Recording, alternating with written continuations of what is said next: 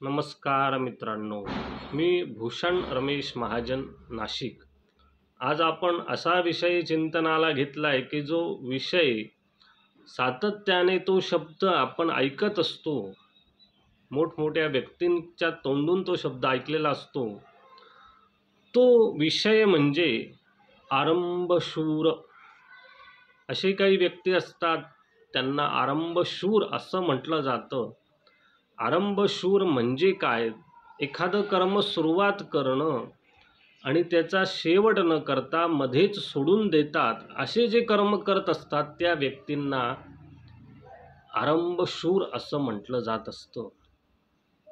मग ते आरंभशूर व्यक्ती कसे असतात आणि ते असं काय करतात की ज्यांना कर्म सुरुवात तर करतात पण शेवटापर्यंत न देता मध्येच सोडून देत असतात, तर त्याविषयी आपण थोडं बोलणार आहोत।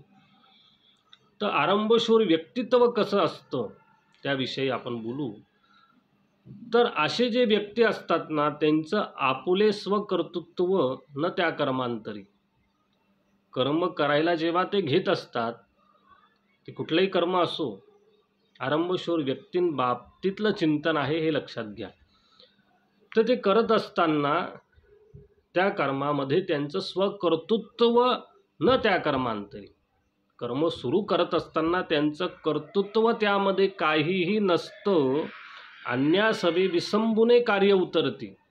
दुसऱ्याच्या भरोशावर ते कर्म करायला घेतात आणि असं जेव्हा ते करायला घेतात तेव्हा त्या कर्मातून त्यांना सोडावं लागतं अर्ध्यावरती, कारण ते कर्म करताना त्यांचं स्वकर्तृत्व त्या कर्मामध्ये नसतंच। त्या कारणामुळे अन्यासवे विसंबून, दुसऱ्याच्या भरोशावर जेव्हा कर्म केलं जातं तेव्हा तो व्यक्तीची साथ सुटल्यावर यांचं कर्म तिथेच थांबतं, ते आरंभशूर म्हटले जात असतात।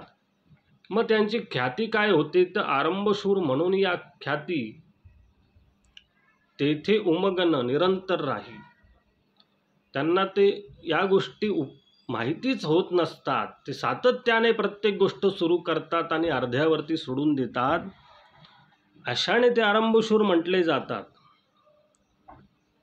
किंवा मग हे आरंभशूर काय करत असतात? अन्य कर्मांतरी मध्यस्थ होऊन, कोणी काही कर्म करत असेल तर त्या कर्मामध्ये मध्यस्थ होतात, थोडक्यात मध्ये मध्ये करतात। असं करून ते त्या कर्मामध्ये भाग घ्यायला बघतात, कारण ते कर्म पूर्णत्वे करण्यासाठी स्वकर्तृत्व त्यांच्या अंतरात नसल्या कारणामुळे या गोष्टी घडत असतात। मग हे काय करतात? तर सुरू करून मग येतात माघारी।